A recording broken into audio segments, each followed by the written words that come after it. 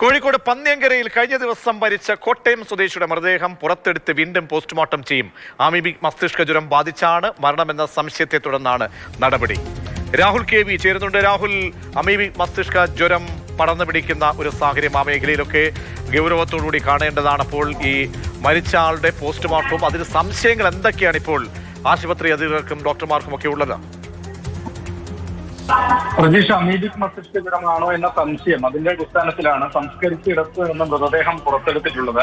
ആദ്യം കോഴിക്കോട് മെഡിക്കൽ കോളേജിൽ നടത്തിയ പോസ്റ്റ്മോർട്ടത്തിൽ ഹൃദയാഘാതമാണ് മരണകാരണമെന്നാണ് പ്രാഥമികമായി കണ്ടെത്തിയിരുന്നത്. അതായത് കഴിഞ്ഞ ദിവസമാണ് ഈ കോട്ടയം സ്വദേശിയായ ശശിയെ പന്ന്യങ്കരയിലെ താമസ സ്ഥലത്ത് മരിച്ച നിലയിൽ കാണുന്നത്.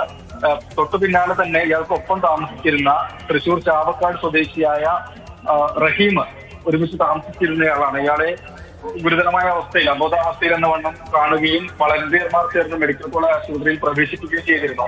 ഹോട്ടൽ ജീവനക്കാരായിരുന്നു രണ്ടുപേരും. പിന്നാലെ തന്നെ റഹീം മെഡിക്കൽ കോളേജിൽ ചികിത്സയിലിരിക്കെ മരണപ്പെട്ടു.